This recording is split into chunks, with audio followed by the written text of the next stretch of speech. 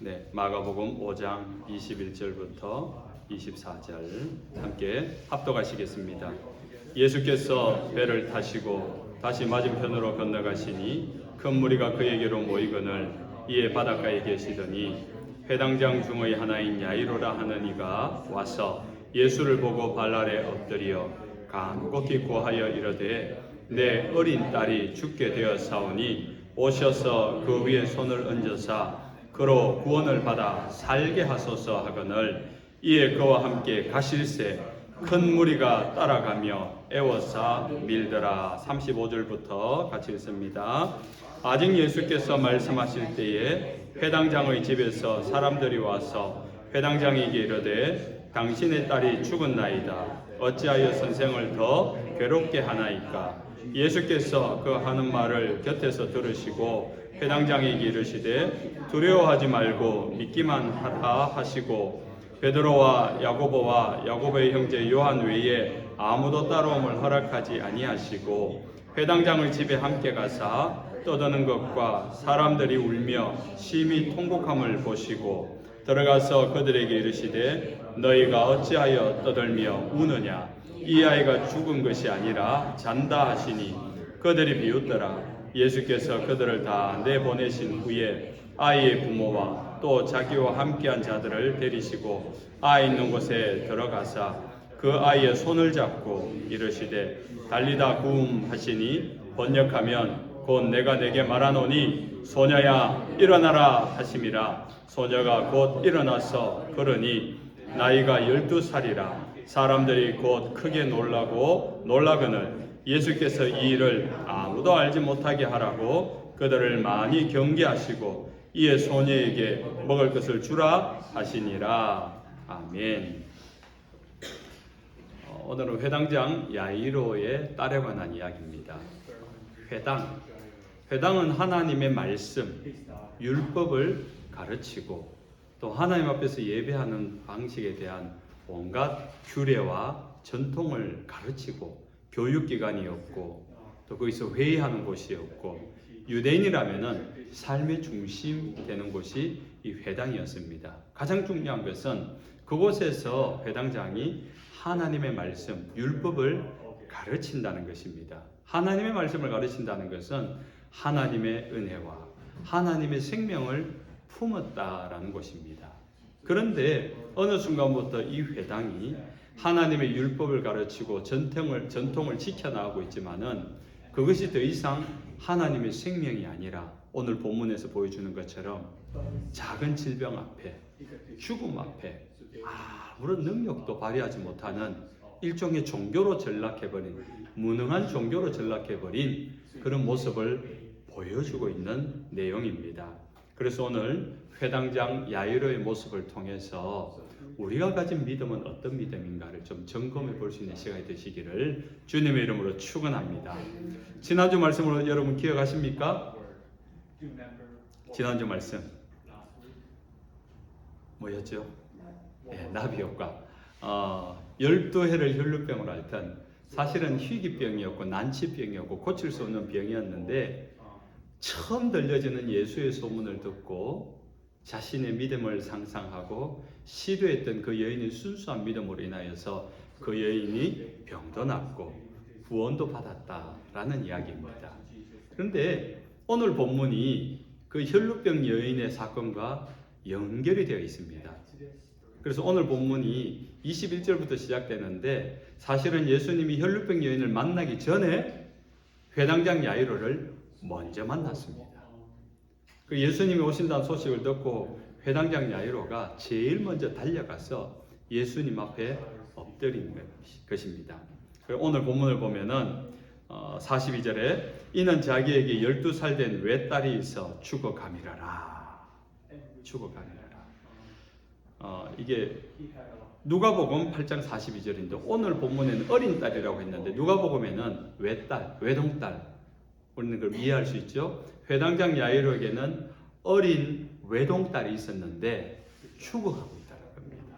아버지의 마음으로 여기 여러분 다 부모님이 되었기 때문에 자녀가 뭐 어리든지 나이가 들었든지 자녀가 아프다면 지금도 우리는 가슴이 철렁 내려앉지 않습니까? 그 간절한 마음으로 하나밖에 없는 딸이 죽어가고 있기 때문에 이 아버지는 예수님에게 달려가 엎드려 이렇게 간구합니다. 오늘 본문 23절입니다. 간곡히 구하여 이르되 내 어린 딸이 죽게 되었사오니 오셔서 그 위에 손을 얹으사 그로 구원을 받아 살게 하소서. 죽지 말게 살려주시면 좋겠습니다. 이것이 아버지의 마음입니다. 지금 이 딸을 누가 가장 사랑합니까? 아버지 아이로죠. 정말로 대신 죽어도 아깝지 않을 게 자식 아닙니까? 근데 그토록 사랑하는데 자식이 죽어가는데 이 아버지가 그 사랑함이 있지만은 아무것도 할 수 없다는 겁니다. 그것이 인간이 가진 한계입니다. 그리고 이 아버지의 직업이 무엇입니까? 율법 하나의 말씀을 가르치고 하나님의 생명을 전파하는 회당장입니다. 회당에서 어떤 스텝 정도가 아니라 우두머리라는 거예요. 리더라는 겁니다. 누구보다 하나님의 율법을 잘 알고 또 외우고 그 율법을 철저하게 지키고 이스라엘 백성 가운데 나열해 오던 그 전통을 하나하나 지키면서 삶의 모범이 되면서 사람들에게 친히 가르쳐주던 그런 회당장이라고요. 그런데 그가 외우고 있던 율법, 그가 행하고 있던 전통들이 지금 자신의 딸이, 사랑하는 딸이 죽어가고 있는데 아무것도 할 수 없는 그 율법도 그 전통도 아무런 능력을 발휘하지 못하고 있다는 것입니다. 죽음이라는 한계.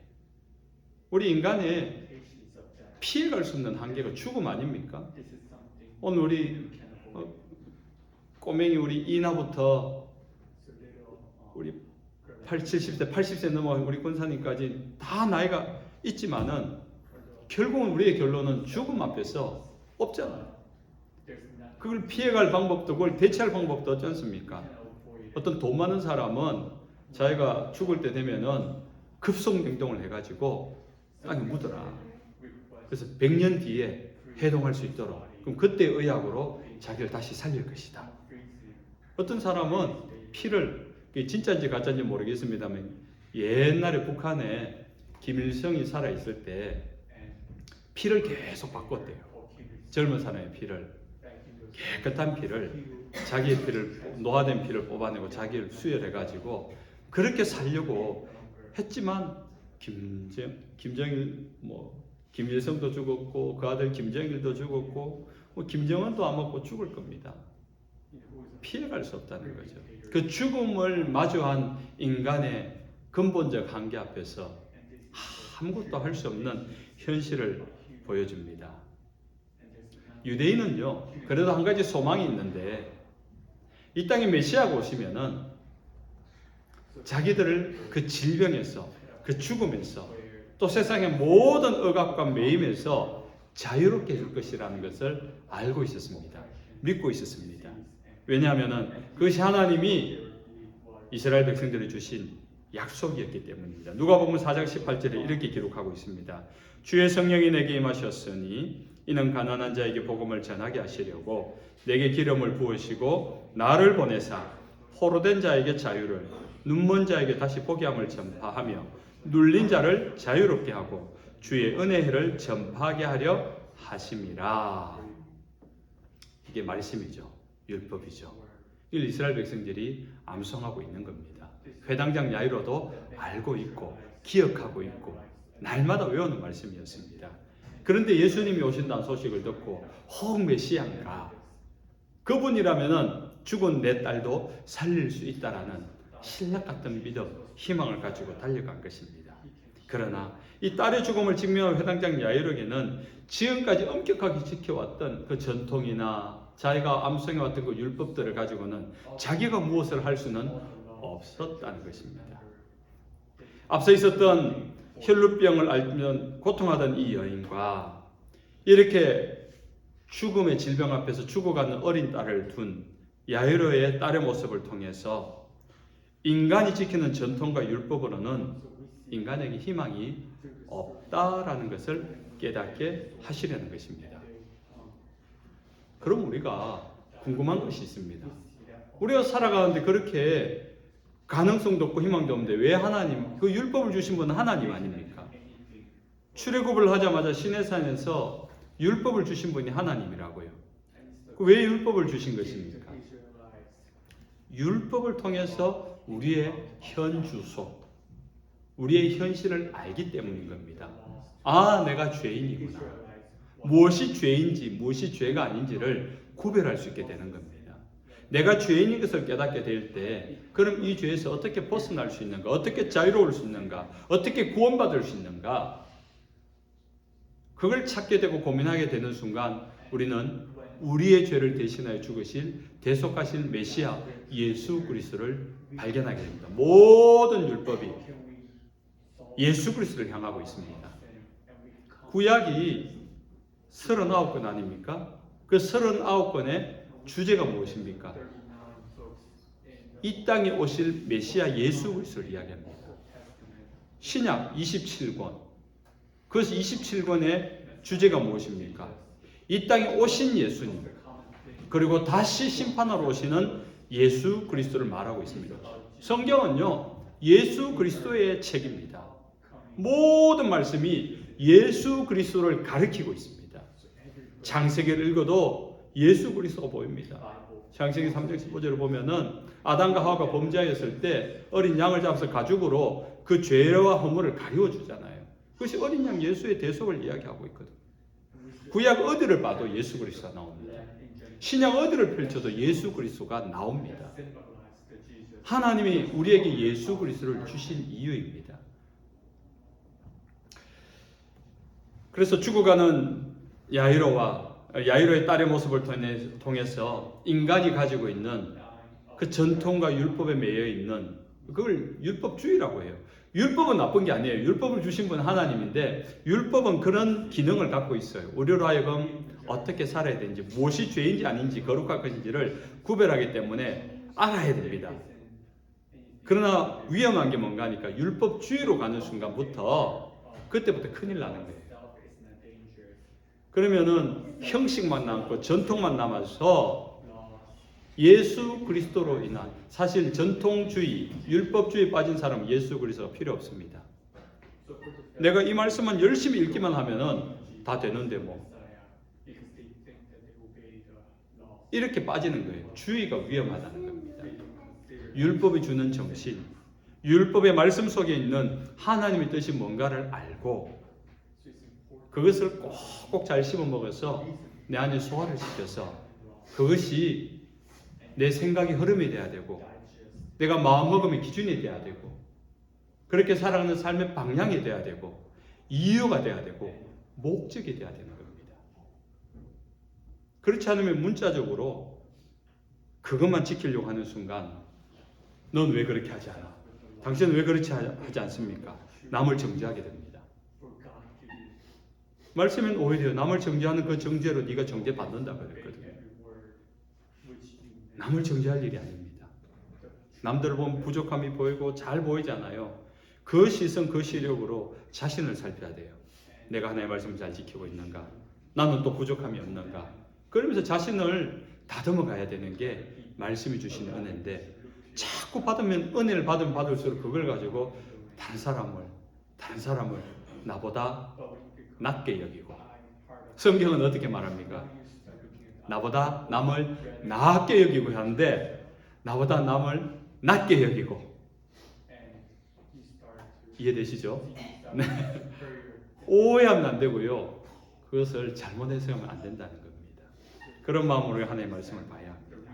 그래서 율법과 전통의 종교가 아니라 예수 그리스도를 통한 대속의 은혜만이 우리의 유일한 희망이다라는 것을 우리에게 가르쳐주고자 오늘 이 본문을 기록하고 있습니다.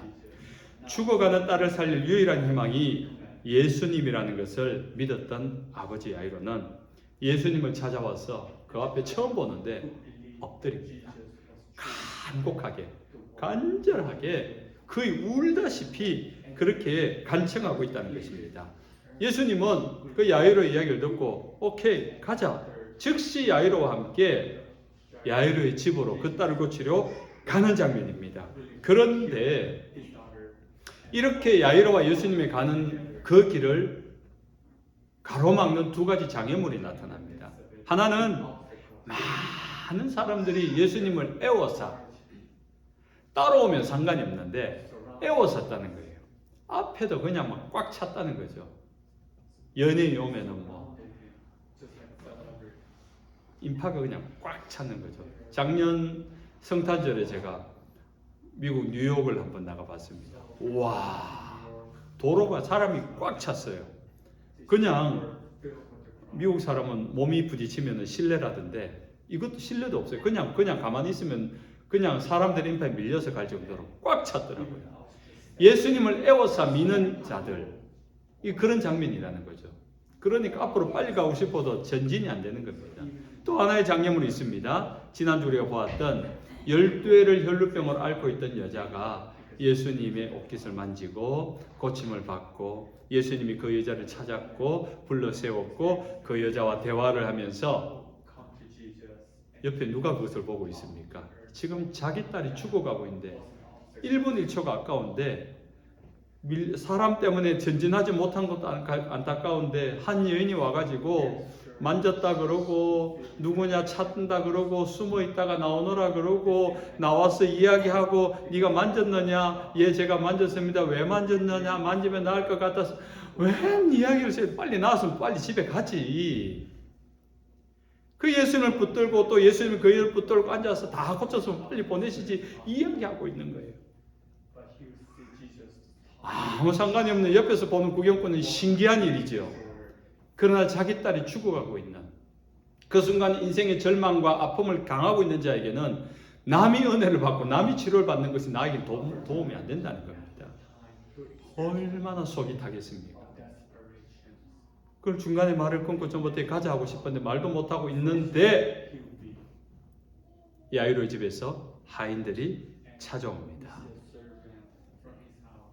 오늘 보면 35절에 그렇게 말하죠. 아직 예수께서 말씀하실 때 회당장의 집에서 사람들이 와서 회당장에게 이르되 당신의 딸이 죽었나이다. 죽었나이다.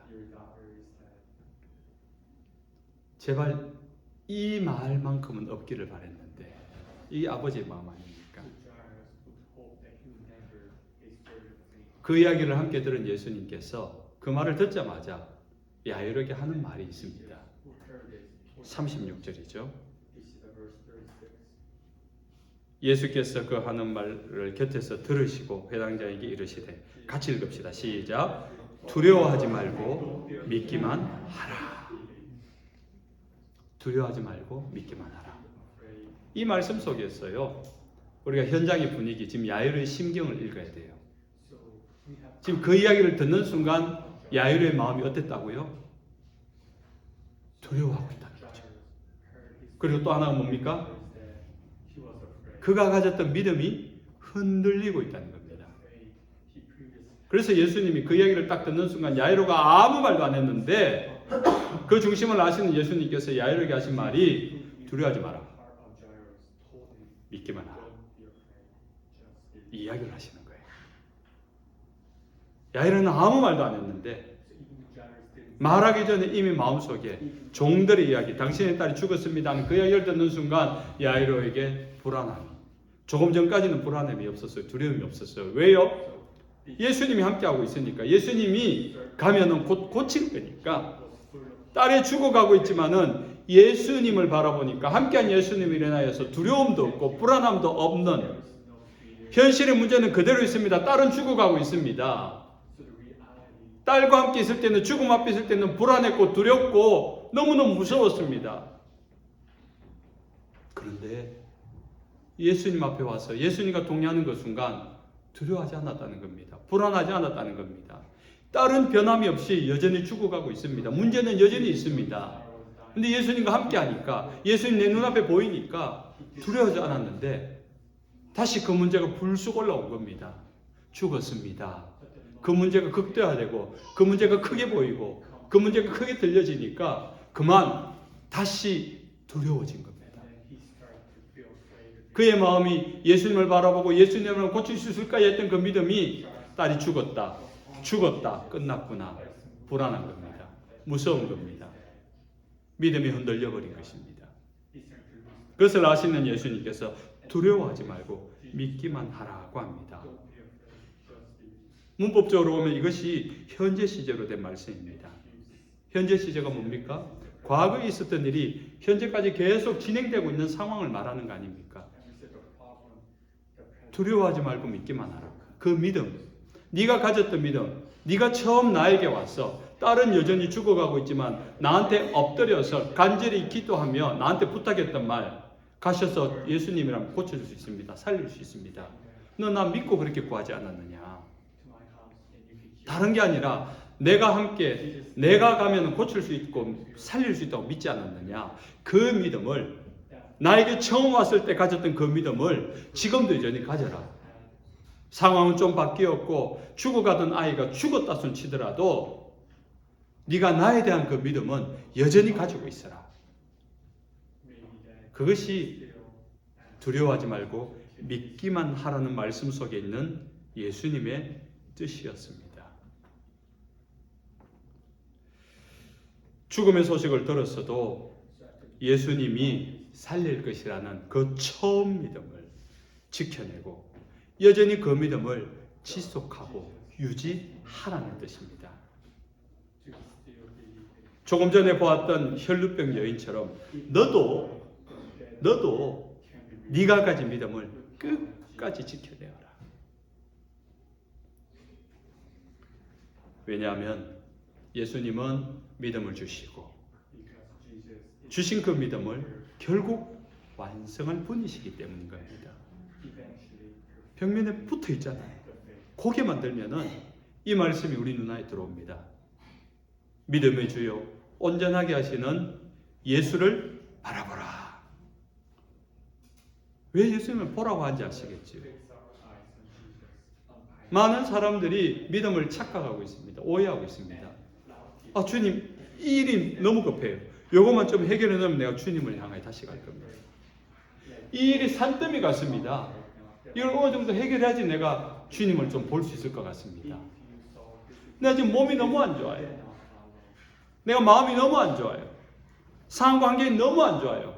그래서 이것이 내가 좀 수습을 하고 처리를 하고 그렇게 되면 내가 그때 주님 앞에 나가서 지금까지 못했던 거 더 열심히 하겠습니다. 더 많이 하겠습니다. 이런 마음을 가진 분이 많습니다. 인간적으로 이해되죠.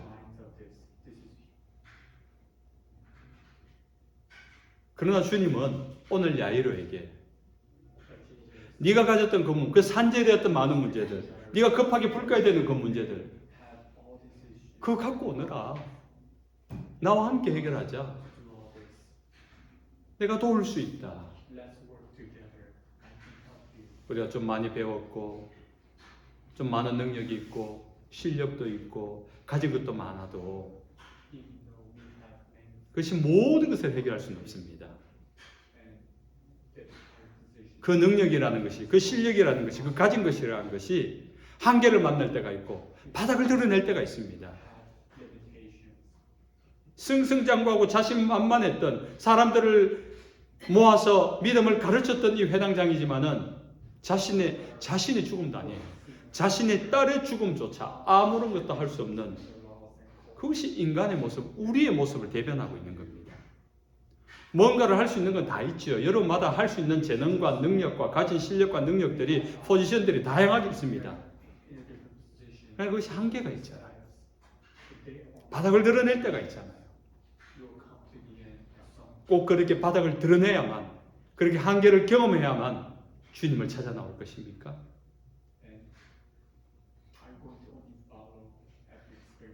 그럼 위기 때만 주님을 만나게 되는 거예요. 우리의 믿음이 지혜롭다면 일상 가운데 문제가 없을 때도 그 주님과 동행할 수 있다면 얼마나 여유롭겠습니까? 얼마나 넉넉하겠습니까? 예수님이 회당장 야이로의 집에 들어가셨습니다. 그곳에는 이미 장례가 진행되고 죽음의 권세가 장악했습니다. 그곳에는 이미 슬픔과 비통함, 가족들, 친구들, 이웃들이 모여서 슬퍼합니다. 38절이죠. 회당장의 집에 가사 떠드는 것과 사람들이 울며 심히 통곡함을 보시고 죄와 사망의 권세 아래 갇혀 죽어가고 그 죽음 앞에서 슬퍼하고 통곡밖에 할 수 없는 것이 인생입니다. 그런 죽음의 권세 앞에 무기력한 종교와 전통, 무기력한 믿음의 한계를 보여줍니다. 여러분, 인생이 복잡한 것 같은데 단순하잖아요. 혈루병 여인처럼 또 야이로의 딸처럼 뭔가 질병이 생겨서 해결하지 못하면 그 질병에 눌려서 고통하고 신음하다가 죽어가는 거예요.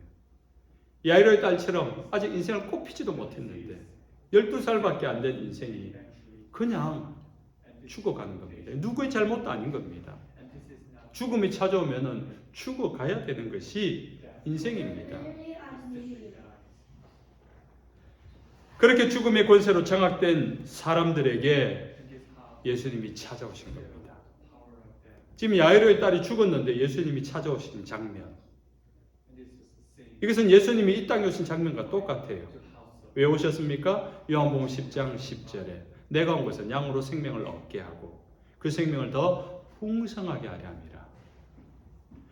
죽음의 한계 아래서 신음하고 절망하고 포기할 수밖에 없는 인생 가운데 주님이 찾아오시는 순간 죽음이 죽는 거예요.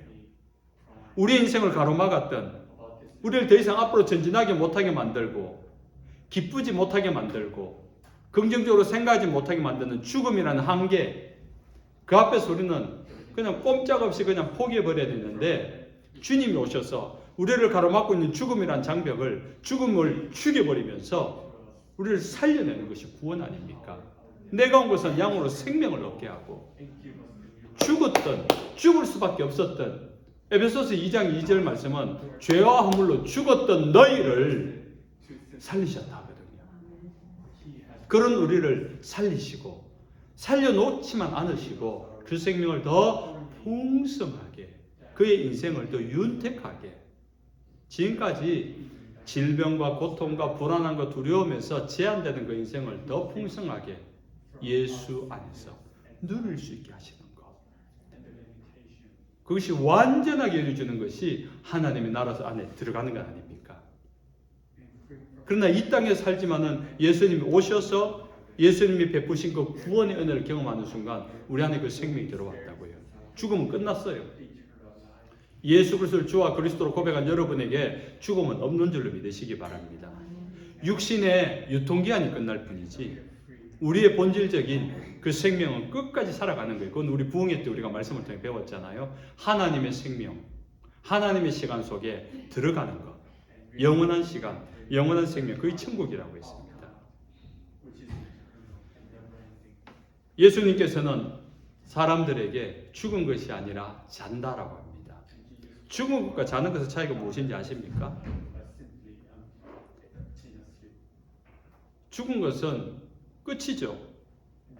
자는 것은 깨울 수 있습니다. 소리로 깨우든지 흔들어 깨우든지. 예수님은 잔다라고 합니다. 사람들이 의아했겠죠.